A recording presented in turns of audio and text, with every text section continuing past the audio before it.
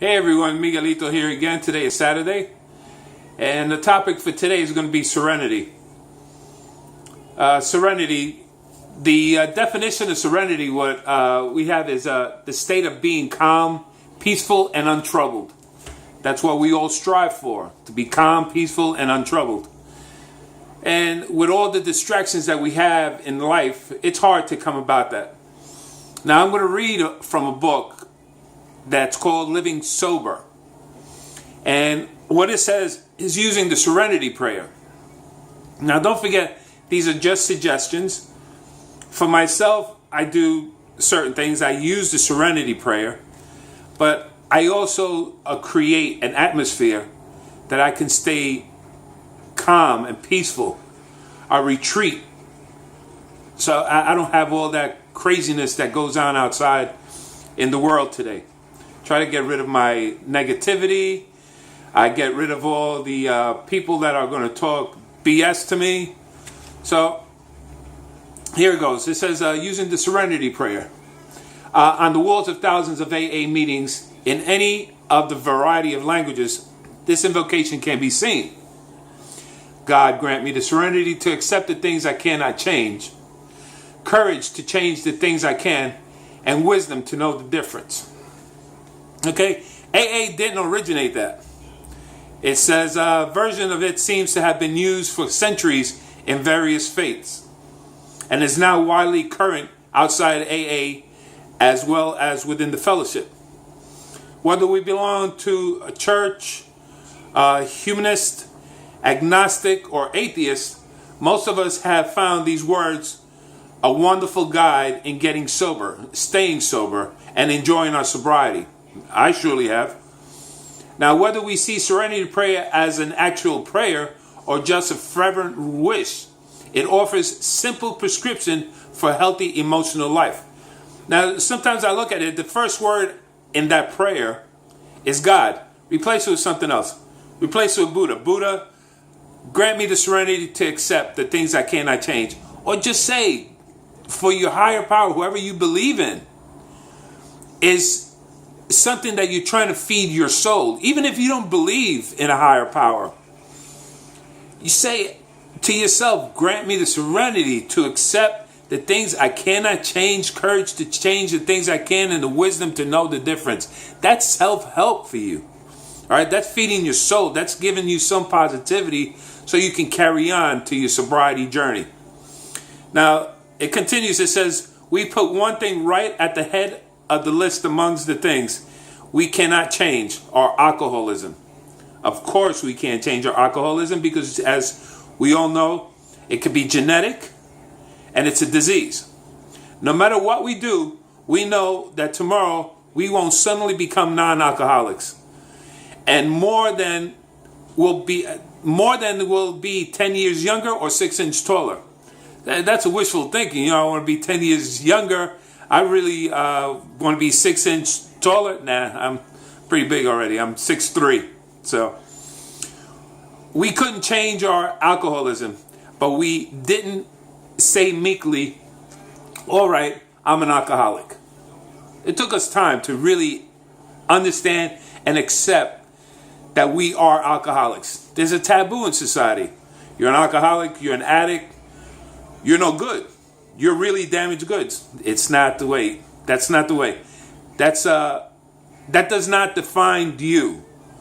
That's a disease you have. You could work on it for the rest of your life and do well for yourself and your sobriety. It says, guess I'll have a drink. I'm going to have to drink myself to death. There was something we could change. We didn't have to be drunk alcoholics. We could become sober alcoholics. Yes, that did take courage, and we needed to flash of wisdom to see that it was possible that we could change ourselves, and we can change ourselves. We just have to put some effort into it. For us, the only and the first most obvious use for the Serenity prayer, the further away we get from the last drink, the more beautiful and the more packed with meaning these few lines become. And that is so true. For me it is. Because I'm seeking I can't change what life has to offer, but I could change how I accept things, and I could change how I handle things in life. Now, also says we can apply them to everyday situations. True. You don't have to be an alcoholic to say that. The kind we use to run away from into the bottle. By way of example, I hate this job. This is an example they come. Somebody will say, I hate this job. And in your mind you start saying, do I have to stick with it? Or can I quit? A little wisdom comes into play. Well, if I do quit, the next few weeks or months may be rough. But if I have the guts to take it, the courage to change it, I think I'll wind up in a better spot. Or the answer might be, let's face it, this is no time for me to go job hunting, not with a family to support. Besides, here I am 6 weeks sober, and my AA friends say I'd better not start making any drastic changes in my life just yet. Better concentrate on not taking the first drink and wait till I get my head straightened out. Okay, I can't change the job right now, but maybe I can change my own attitude. Key thing, changing your attitude, changing the way you see things. Let's see how I can learn to accept the job serenity. The word serenity looks like an impossible goal when we first saw the prayer. In fact, the serenity meant apathy, bitter resignation, or impassive endurance. Then we didn't even want to aim at it. But we found that serenity meant no such thing. When it comes to us now, it is more plain recognition, a clear-eyed, realistic way of seeing the world, accompanied by inner peace and strength. Serenity is like a gyroscope that lets us keep our balance no matter what turbulence swirls around us. And that is a state of mind worth aiming for. And that's where I'm going to end it right now. For the serenity, I'm just going to continue with the topic. What I do now that I never did when I was active out there as an addict, I have meditation time. I have quiet time for myself. I listen to some music that'll put me in like a Zen state. I do a yoga, beginning yoga. It helps me. It helps me get in touch with myself. I try to feel my breathing, listen to my heart. Now they have this thing called a sensory deprivation, called float. You go into this, it's like a bath that has Epsom salt in it, about 800 pounds, and it makes you float. Same temperature of your body that's where the water is, and the same temperature of your body that your air is. And it's pitch black. Look it up. When you have time, just look it up. I want to try that. It'll get you in touch with yourself. You have no light, you have no music, you're just there by yourself. And it's big, it's not claustrophobic. Once I get to do it, I'll let you know exactly how it went for me. These are things that I try, something that I would have never thought of. I think out of the box. I want to try something new. I want to try something that's going to benefit me, benefit my sobriety. Right now, my peace is here home. My peace is what I make it in my mind. My peace is what I make it in my heart. Saying thank you when I wake up. Right? I say thank you for giving me another day. Thank you for giving me another day sober. Another hour sober. Thank you for giving me my friends that keep me straight. Thank you for the job, whether I like it or not.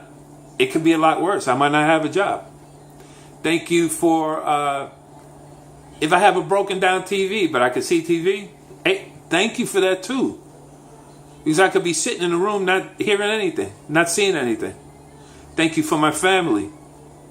Thank you for my children. Thank you for the clothes I'm wearing. There is so much to be thankful for. Thank you for the food I eat. Thank you for the community.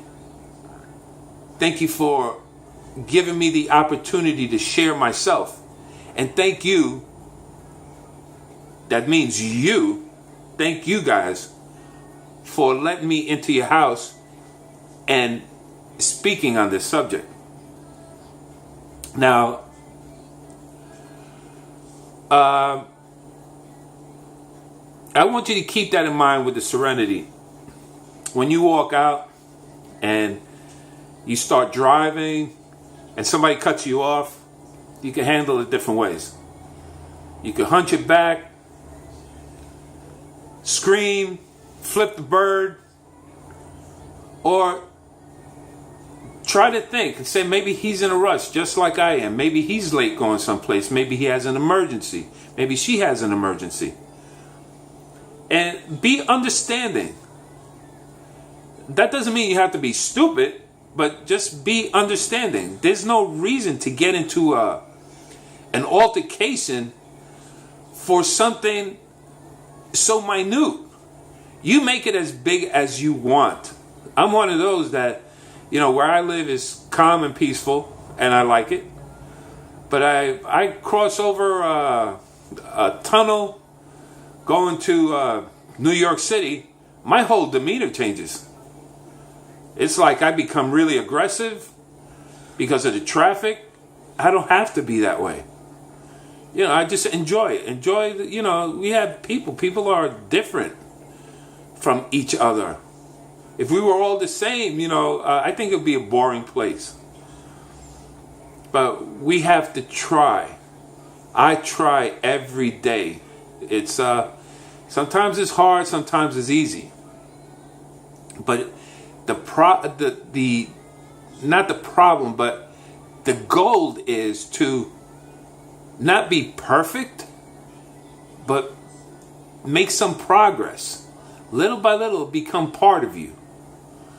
People will put you down. What the hell happened to you? What, you become a wimp? Won't you say something? No need to say anything. I like the yoga, Zen, because they handle everyday problems like if it was nothing. That meditative state, the monks. I don't want to be a monk, but I want to be able to live a quiet, serene life. And it'll come within time. It'll come within time, and I might be 99 years old, but it'll come. For you, practice. Practice makes perfect. Try it. Go to meetings. I keep repeating myself. I don't promote any form of recovery or sobriety program. That's up to you. Whatever works for you. I'm not affiliated, and I'm not promoting AA, NA, any drug houses that help with recovery. And there are too many to count out there. But they're all to help you. There's a different path for everyone to obtain and keep that serenity and that sobriety. I just wish you guys a lot of luck. Subscribe. Press that little button down on the bottom that says subscribe. Like the video. And all the way down, scroll all the way down to the bottom and maybe give a comment. Tell me what you would like to hear. Share it with your friends. Share it with somebody that might benefit out of it. And I wish you the best. And you stay sober, my friend. One day at a time. Love you guys.